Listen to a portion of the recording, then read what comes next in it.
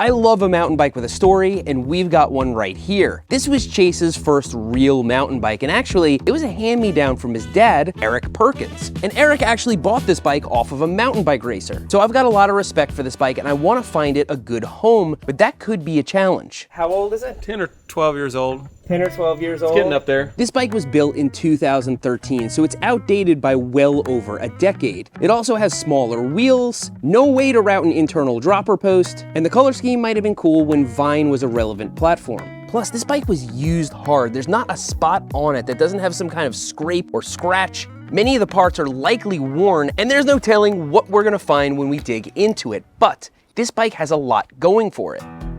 First of all, it's a Norco. It's not an extinct brand. They make good bikes to this day. It's legit. It's also got some really good components. It has industry 9 wheels and hubs, a good Shimano drivetrain with hydraulic disc brakes, and it has a nice mixture of Fox and RockShox suspension, which we can service. There's actually not a bad part on the entire bike, but not crazy about the color scheme, and I think everything on this bike is gonna need a little bit of wrenching. So we've got work to do. So let's start by testing everything on the bike.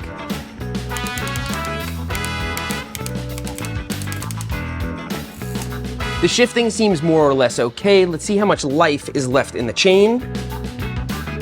The chain's barely worn out at all. We don't have to replace it. And actually, the chain ring and cassette have acceptable levels of wear too. Actually, the brake pads look almost brand new. It's almost like they serviced it before they turned it into me. So now we don't have to mess with silly stuff. We can just really dig into this bike and make it run like new. So take a long look at it because this bike is getting transformed.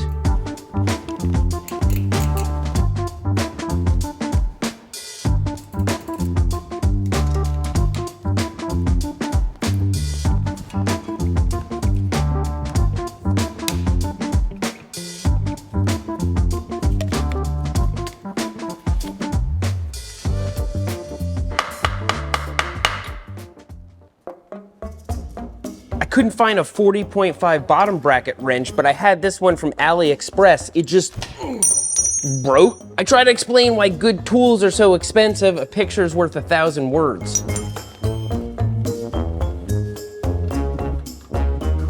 A lot of water's been sitting around in there. Add this to the list of the things we're replacing. The linkage is actually not as bad as I thought, but we need to take it apart to clean it up, and we'll be replacing the main pivot bearings just for good measure.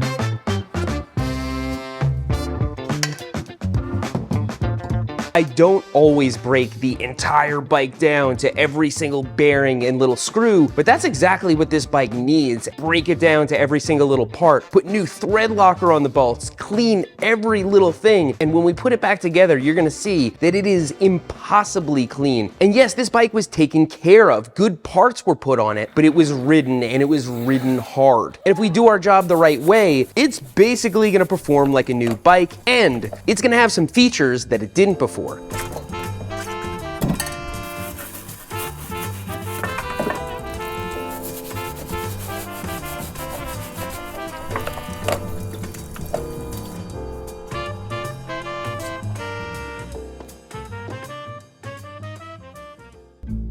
This frame has got a ton of character, and we're about to give it more. So the bike came with this seat post, which is common on mountain bikes from that day, but modern mountain bikes have dropper seat posts. Like this one, it can go up and down on the fly. Only problem is this little release right here. The cable has to go inside the frame in order for that to work. So we're gonna drill a hole on the back of the seat tube right here so the cable can come around like this. I don't know if I would recommend you do that, but I'm gonna do it.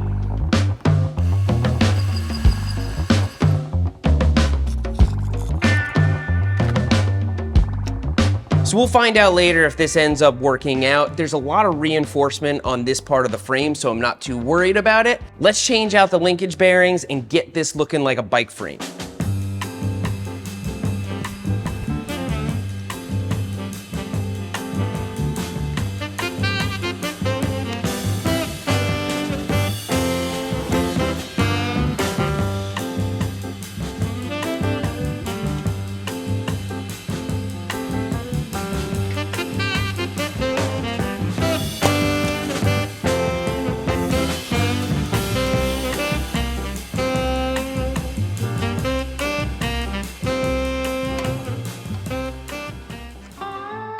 So many would refer to this as a frame set. That's a bicycle frame with a rear shock installed. We overhauled the linkage. It really needed that. It did need that shock service. I'm not sure how much it needed for us to drill a hole in the back of the frame, but I realized something about the old cranks that's giving me pause. And no, I'm not talking about all these scratches and scuffs here. That won't affect their performance. What I'm worried about is the size. And so we're gonna swap these for a set of 170mm cranks that I found in the parts bin.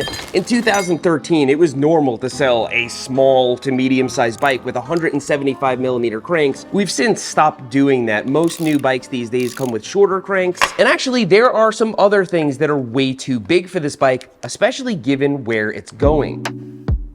The fork, this is 160mm. This bike's supposed to take 120. It's over forked by a lot more than is normally acceptable. And that's a problem because when you're pedaling around or climbing, the front of the bike sits higher and the geometry is all thrown off. And this bike is getting raced. And so we don't want that to happen. Yeah, I just gave you a little piece of information you're gonna find out about later. But in the meantime, I've got the 120mm SID off of my Rebel. That's the size that this bike's supposed to take. So we'll give this fork a quick oil change and clean it up, and then the old fork goes back in the parts bin.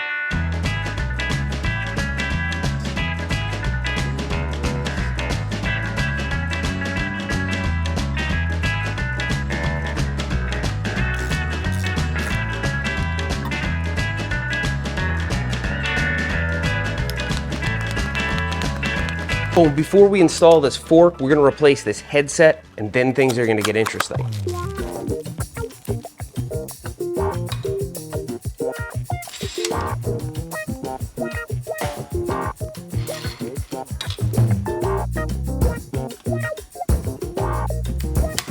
So this fork is not exactly perfect for this bike. It's actually a 29-inch fork, and we got 27.5-inch wheels, but it's a lot closer than the last one, and that's important because, as I said, this bike will be raced. Yeah, we're putting a lot more time and money into a 13-year-old Norco than we probably should because we're gonna create a kit to put somebody through NICA. NICA is the National Interscholastic Cycling Association. It's mountain bike teams for middle school and high school, but you gotta have the mountain bike and a whole lot of other stuff, so even schools that offer it sometimes have kids that want to participate but can't. And you'll know all the details later when we deliver it to its future home. That's why I'm trying to do this all by the book, except for that dropper post hole. This started off as a race bike. It's gonna continue to be a race bike. This bike's story is only beginning. So we're gonna put these bright blue handlebars back in the parts bin and replace them with these.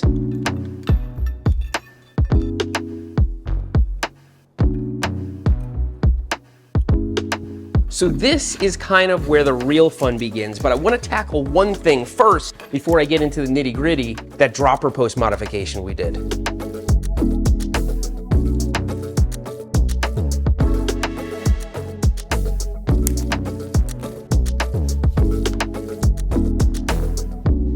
So now that we got some lightly used grips on the handlebars along with all the components, the fun begins. I'm gonna start with this dropper post because it's keeping me up at night.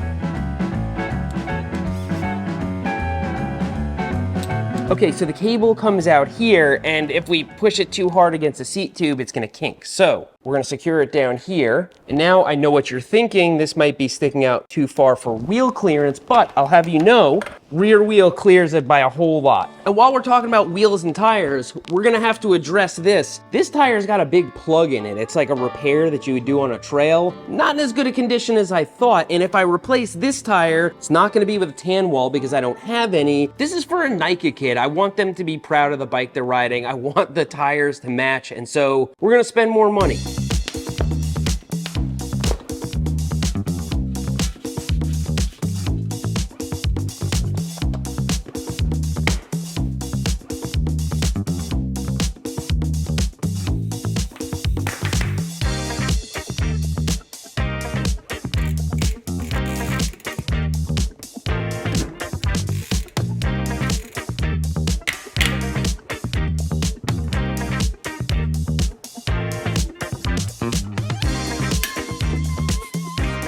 So as you can see, we have two different tires here. That's so that the rear one will clear the frame, but they're both black and they don't have holes in them. And you can see they're set up with a cassette and rotors so we can test the brakes and shifting. That means soon we're gonna have a rideable bike.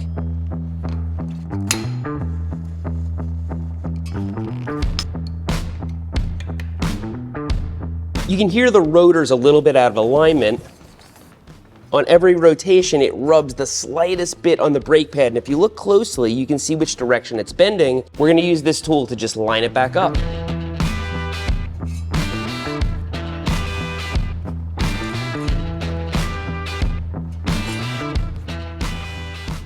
Now we can install the derailleur and get this thing shifting. When you're doing that with a new cable, you want to shift to the smallest gear. So it's that inner paddle you're going to keep pushing until it doesn't click anymore. Then tighten the cable and make your adjustments from there.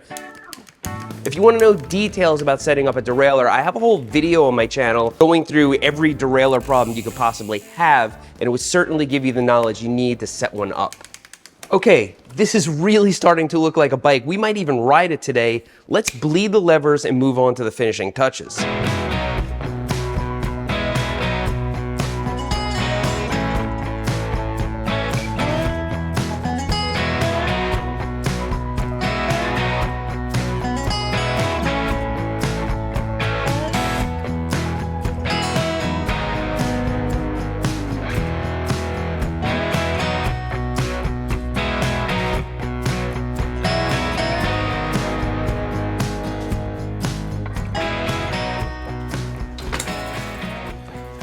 And with that, I think it's time to stare at this bike.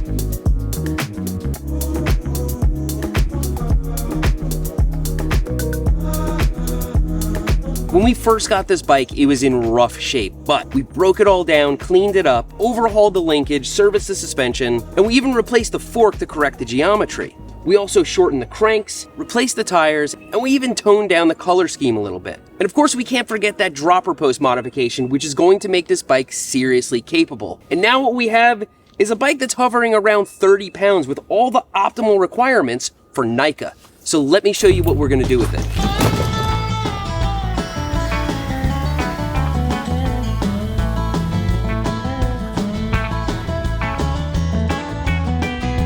So I'm here at IC Imagine School. It's a super nice school with a professionally built private mountain bike trail system. So I'm like, forget these kids. I didn't have any of that. What am I gonna help them for? But that's not the big picture. This is a public charter school. There's all walks of life here. It's not like a prep school for rich kids. Yes, they have a nice mountain bike trail, but when I was a kid, my elementary school bought Laserdisc players for every classroom. Would have been better off with a mountain bike trail. And it so happens they have a NICA team here, and not everybody can afford to take part in NICA because you need a mountain bike and you need race fees for the year, which amount to something like $650. Taking care of kids is more expensive than it's ever been. So we've got a package for them. We've got this mountain bike that we've restored, a Berm Peak water bottle with stickers, a Crank Brothers multi-tool, and $650 in it, and a helmet. We are delivering to them a kit to put a kid through NICA. And I'll leave it up to the coaches to decide who gets in, but it's gonna go here in that container. Hey, John. Appreciate it, man. Absolutely. That's great. Absolutely. That's great. So this fleet that's in here, those are loaner bikes? Those are all loaner bikes. People have donated them. Yeah. Very, very cool. And I'm so excited. I got a kid that I have in mind right now. Riding a bicycle is going to change his life. This is going to be awesome.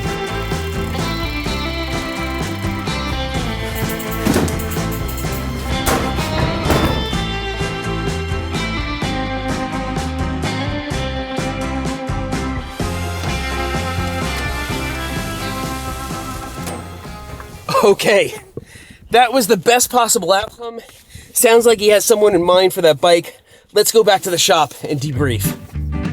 So this was a 3-owner bike. I had a lot of respect for it because it had such a story. Eric Perkins bought it used, and then it belonged to his son Chase, and now perhaps the most important part of this bike story is being ridden. And so I don't feel bad that we installed a very high-end fork, a brand new headset, a dropper post, new tires, bearings, and we put in a solid day of wrenching. It's not really about whether it's practical, it's about putting a great bike back on the trail and impacting someone's life. If you love these bike restorations, click that flip bike playlist. I hope you learned something, and if you didn't, I hope you were at least entertained. Thanks for riding with me today, and I'll see you next time.